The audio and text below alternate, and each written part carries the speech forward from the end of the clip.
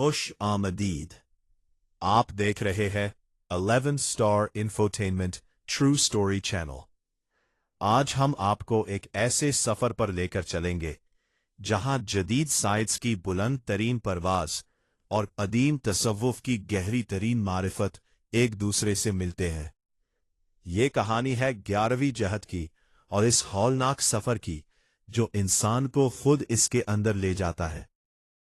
रात के इस पहर जब लाहौर की गलियों में सन्नाटा अपनी चादर फैला चुका था, पंजाब यूनिवर्सिटी की लाइब्रेरी की एक खिड़की से जर्द रोशनी बाहर झांक रही थी। अंदर प्रोफेसर इदरीस एक ऐसी गथी सुलझाने में मसरूफ थे जिसने उनकी नींदें हराम कर दी थी। मेज पर बिखरे हुए कागजात पर पेचीदा रियाजी के फॉर्मूले किसी मकड़ी के जाले की तरह फैले हुए थे। प्रोफेसर की उंगलियां एक कदीम बोसीदा मखतूते पर कांप रही थी। 7 तहे, 7 पर्दे और हर पर्दे के पीछे एक ऐसी मखलूक जो मिट्टी से नहीं महज इर्त्याश वाइब्रेशन से बनी है।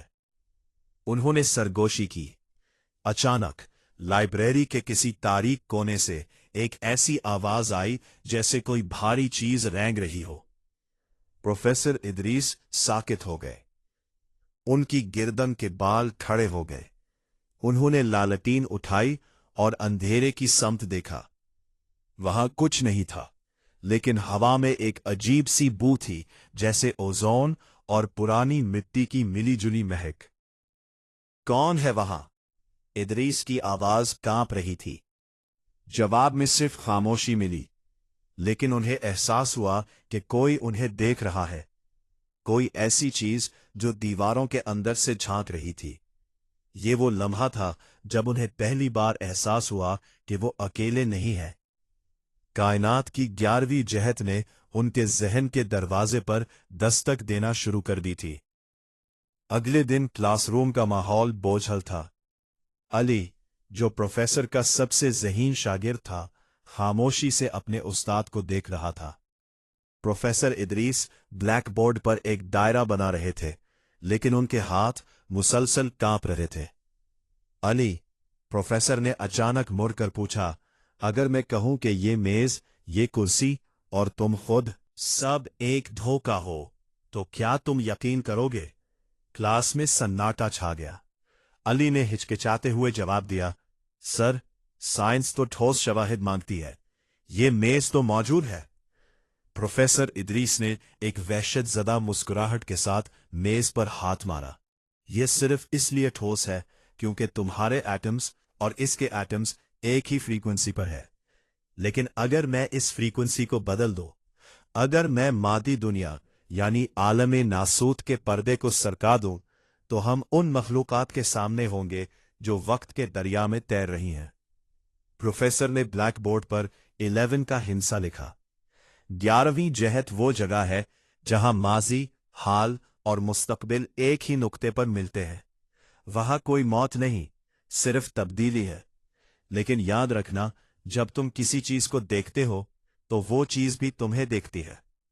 अली को महसूस हुआ कि प्रोफेसर की आंखों की पतलियां गैर कुदरती तौर पर फैल गई हैं।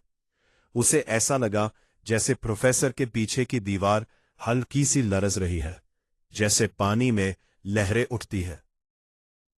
इस रात इदरीस एक कदीम मजार की तरफ निकल गए। वहां बाबा फरीद आग के पास बैठे थे, जिसके शौले नीली रंगत इख्तियार कर रहे थे। तुमने वो दरवाजा खटखटाया है इदरीस, जिसे बंद रखना ही इंसानियत के लिए बेहतर था, बाबा फरीद ने सर उठाए बगैर कहा। तुम जिसे डायमेंशन कहते हो, हम उसे हिजाब कहते हैं। तुम्हारी दूरबीनें और फॉर्मूले तुम्हें वहां ले जाएंगे जहां तुम्हारा दिमाग फट जाएगा। घर वापसी पर इदरीस ने देखा कि गली के लैंप की रोशनी गैर कुदरती तौर पर नीली हो रही थी। तो दरवाजा खुद ब खुद खुल गया। अंदर दीवारों पर लिटकती हुई इनकी अपनी परछाएं इनके साथ हरकत नहीं कर रही थी। अचानक एक आवाज आई जो हजारों सरगोशियों का मजमुआ थी।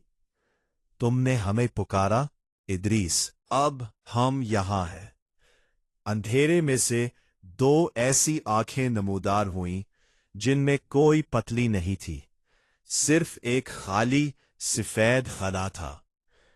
अगली सुबह प्रोफेसर इदरीस अपने आलात के साथ हिमालय की दुश्वारी चोटियों की तरफ रवाना हो गए। उनके पीछे अली भी खामोशी से चला आ रहा था। हार के अंदर से एक ऐसी लहर निकल रही थी जो इंसानी दिल की धड़कन को बेतरतीब कर देती थी। प्रोफेसर ने जैसे ही मशीन का स्विच दबाया, गार के अंदर एक हौलनाक धमाका हुआ। आवाज का नहीं, बल्कि रोशनी का। एक ऐसी रोशनी जो रंगों से खाली थी, जिसने मादे को पिघलाना शुरू कर दिया था। गार की दीवारें गायब होना शुरू हो गई। इदरीस और अली ने देखा कि वो एक ऐसी जगह खड़े हैं जहां ऊपर और नीचे का कोई तसव्वुर नहीं था। हर तरफ करोड़ों शीशे के टुकड़े तीर रहे थे और हर टुकड़े में एक अलग दुनिया नजर आ रही थी। ये आलम जबरूत है। बाबा फरीद की आवाज कहीं बहुत दूर से आई। तभी उन शीशों के पीछे से वो मखलूकात बाहर निकलना शुरू हुई जिन्हें प्रोफेसर ने अपनी लाइब्रेरी में महसूस किया था। वो लंबी, बेहंगम और धुएं की तरह लचकदार थी। उनके हाथ नहीं थे, बल्कि तवानाई की लहरें थीं जो इदरीस के जिस्म को छूने लगी। उस्ताद, हमें बचाए! अली की चीख बुलंद हुई। वो इस दुनिया से मिट रहा था और 11वीं जहद का हिस्सा बन रहा था। बाबा फरीद ने एक रूहानी हिफाजती दायरा बनाया। इदरीस, अपनी मशीन तोड़ दो, अपनी एना को खत्म करो, वरना तुम और ये लड़का अब तक इस खला में भटकते रहोगे। प्रोफेसर इदरीस के सामने एक ऐसी मखलूक खड़ी थी जो उनके मरहूम बाप की शक्ल इख्तियार कर चुकी थी, लेकिन उसकी आंखें वही सफेद खला थीं। इदरीस, रुक जाओ, हमें तुम्हारे जिस्म की जरूरत है, उसने एक खोखली आवाज में कहा। इदरीस ने अपनी आंखें बंद की और अपनी पूरी जिंदगी की तहकीक को एक लम्हे में कुर्बान करने का फैसला किया। उन्होंने अपना भारी आला उठाया और उसे पूरी कुव्वत से मकनातीसी कॉइल पर दे मारा। एक ऐसा झटका लगा जैसे पूरी कायनात लरज गई हो। इदरीस को महसूस हुआ कि वो हजारों फीट की बुलंदी से नीचे गिर रहे हैं। जब उनकी आंख खुली, वो लाहौर की 80 ढोल भरी लाइब्रेरी में थे। उनके सामने अली बैठा था, जिसके बाल अब मुकम्मल सफेद हो चुके थे। इखलाकी पैगाम। प्रोफेसर इदरीस ने कभी अपनी वो तहकीक दोबारा शुरू नहीं की। वो अब जानते थे कि कायनात के कुछ राज ऐसे हैं जिन्हें सिर्फ अल्लाह की अमानत समझकर छोड़ देना ही बंदगी है। इखलाकी पैगाम। हकीकी बहादुरी ताकत हासिल करने में नहीं, बल्कि इस ताकत को काबू में रखने और इंसानियत की बका के लिए अपनी एना को कुर्बान करने में है। इंसान का सबसे बड़ा दुश्मन उसका अपने वो तजस्सुस है जो हदे उबूर करने पर उकसाता है। मजीद ऐसी सनसनी खेज और सबक आमोज कहानियों के लिए हमारे चैनल को फॉलो और सब्सक्राइब करना ना भूलें।